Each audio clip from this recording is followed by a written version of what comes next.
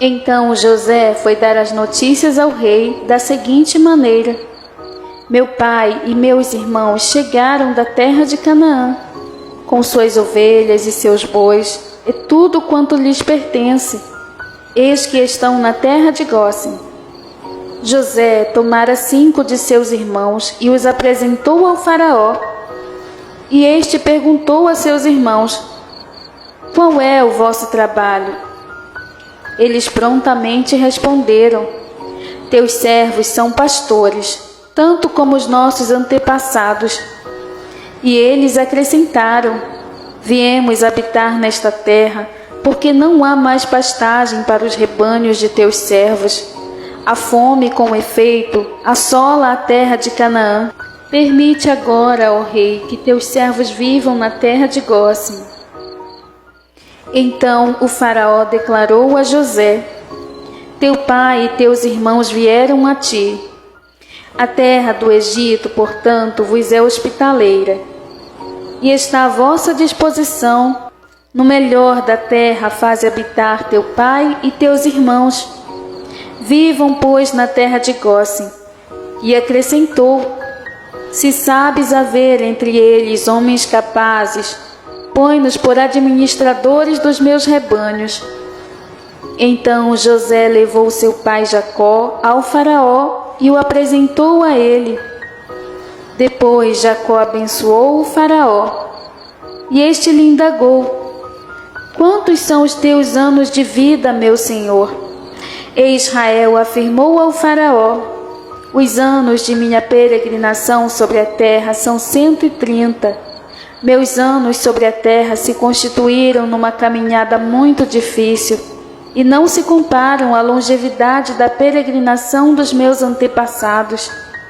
Dito isso, Jacó abençoou o faraó e retirou-se. José instalou seu pai e seus irmãos e lhes deu uma propriedade nas terras do Egito, na melhor região, na terra de Ramsés, como ordenara o faraó. Providenciou José ainda alimento para seu pai, para seus irmãos e para toda a sua família, de acordo com o número de filhos de cada um. Não havia alimento em toda a terra, porquanto a fome tornara-se ainda mais rigorosa. E tanto o Egito como Canaã desfaleciam sem ter o que comer. José recolheu toda a prata que circulava no Egito e em Canaã, usada como dinheiro no pagamento do cereal que os povos vinham comprar, e os transferiu para o palácio do faraó. Quando se esgotou toda a prata do Egito e de Canaã, todos os egípcios foram suplicar a José: dá-nos pão, porque deveríamos morrer sob tua vista, pois não há mais dinheiro algum.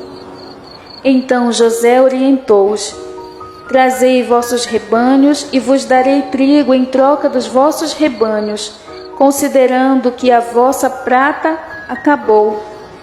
E as populações trouxeram seus rebanhos a José, e este lhes deu trigo para o pão, em troca de cavalos, de ovelhas, de bois e de jumentos. Naquele ano ele os sustentou de pão em troca de rebanhos. Quando terminou aquele ano, no novo ano voltaram a ele e argumentaram: não podemos ocultá-lo a meu senhor. Esgotou-se na verdade todo o nosso dinheiro, e todos os animais dos nossos rebanhos já pertencem a meu senhor. Nada mais resta à disposição de meu senhor senão nossos próprios corpos enfraquecidos e nossas terras áridas. Não permitas que morramos e que nossas terras sejam destruídas diante de teus olhos. Compra-nos, pois, a nós e compra também as nossas terras em troca de trigo. E nós, com as nossas terras, seremos escravos do faraó. Dá-nos sementes para que sobrevivamos e não morramos de fome, a fim de que a terra não fique desolada. Comprou assim José para o faraó todos os terrenos do Egito, pois os egípcios venderam a si próprios e seus campos, porquanto a fome os obrigou a essa medida extrema. A terra, portanto, tornou-se numa só e absoluta propriedade do faraó. Quanto ao povo, José submeteu todos os homens e mulheres à escravidão, de uma a outra extremidade das terras do Egito. Somente as terras dos sacerdotes não foram adquiridas por José, porquanto, pela lei vigente, esses receberiam sustento regular do faraó e disso viviam. Por esse motivo não tiveram necessidade de vender suas terras. Então José comunicou ao povo: agora, portanto, eu vos comprei para o faraó, juntamente com vossos terrenos. Eis aqui as sementes para que cultiveis as terras.